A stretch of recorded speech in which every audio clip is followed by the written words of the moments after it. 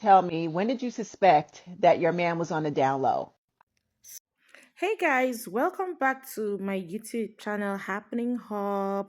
You're so welcome back. So I was scrolling through the streets of YouTube and I this particular caption how I got to find out that my man was on down low, and the thing actually got my fancy and was like, what did I just read? Are people in this kind of space?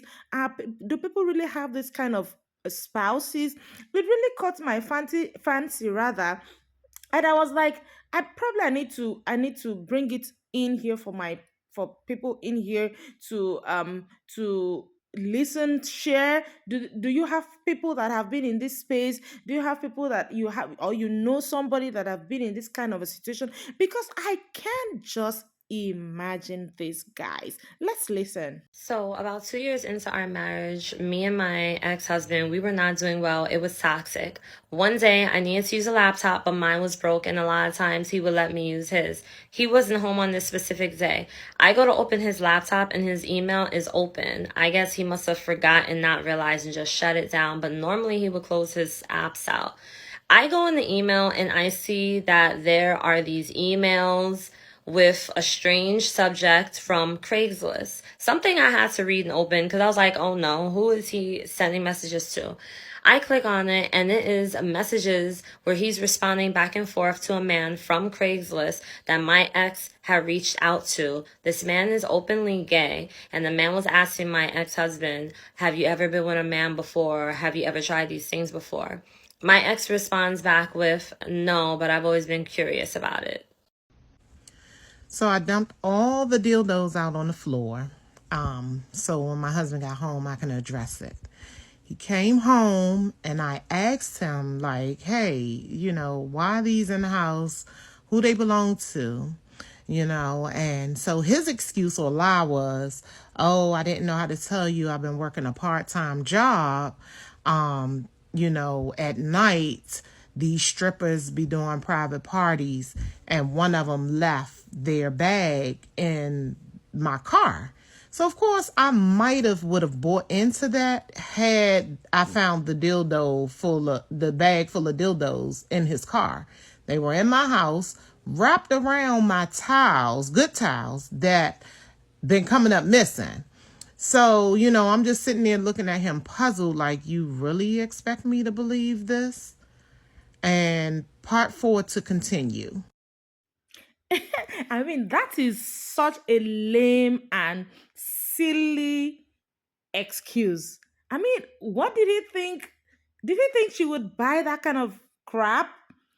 I mean, dildos, my goodness. That is obvious. That is so glaring.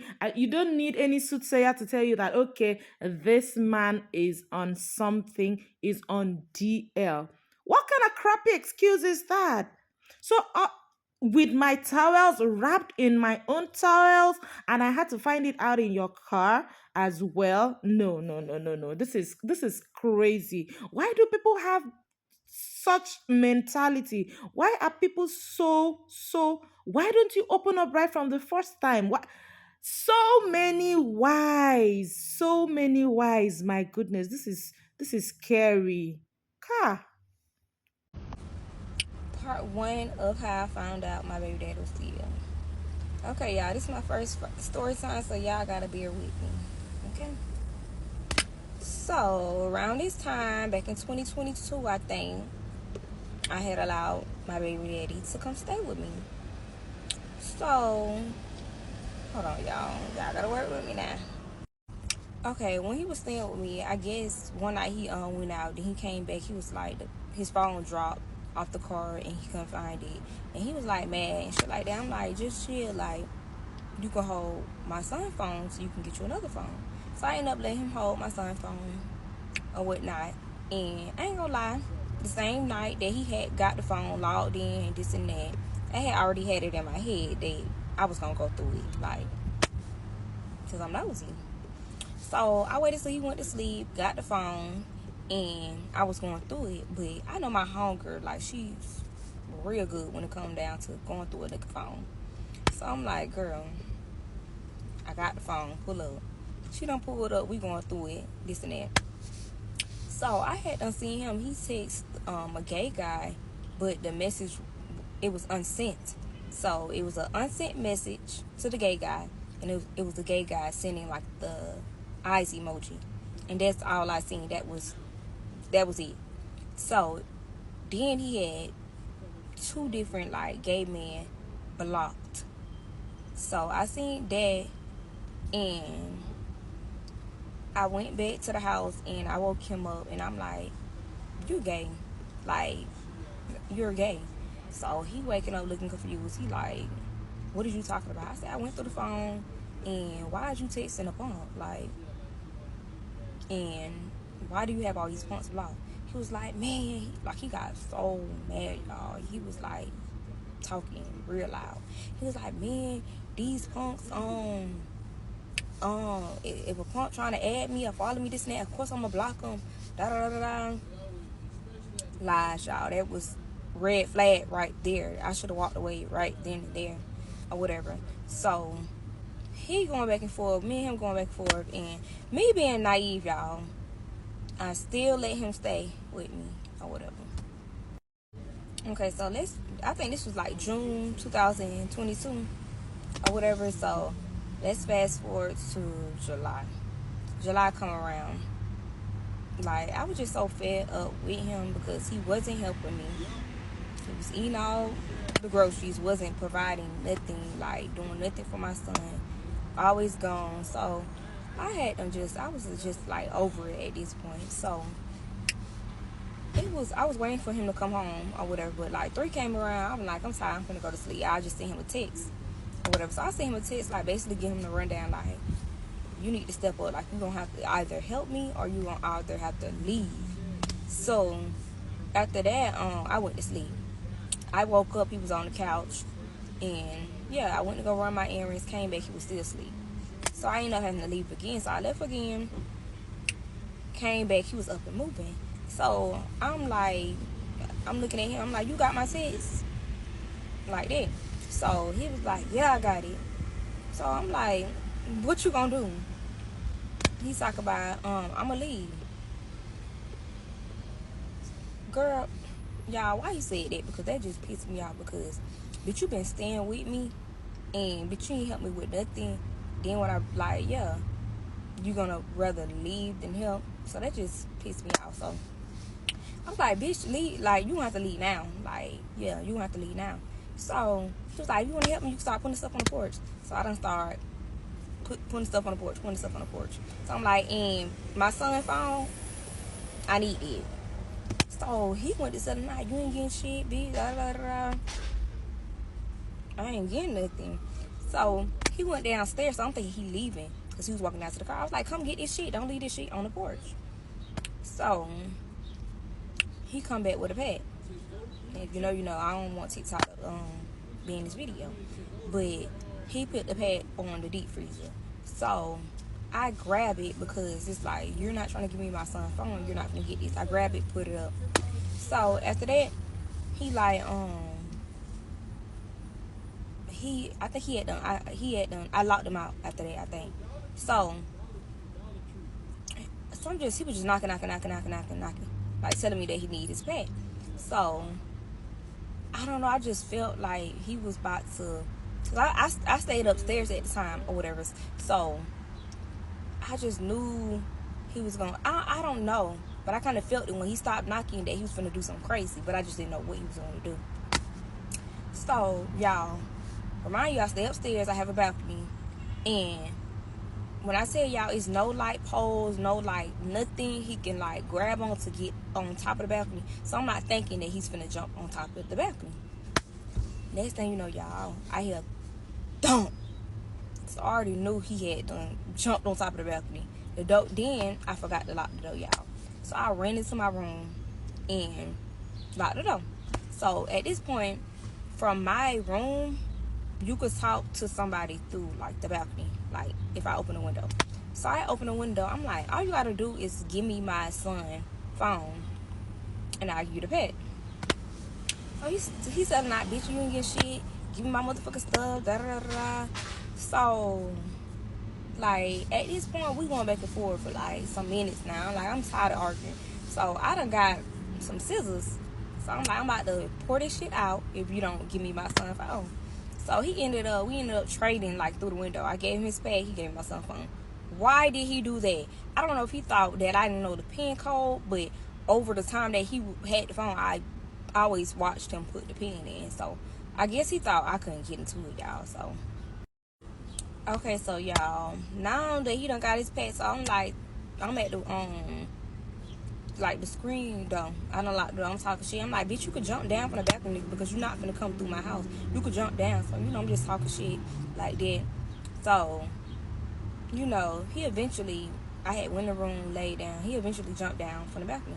So he get to being at my door, being at the door. He was like, bitch, I need some trash bags. I'm gonna keep knocking, da da da.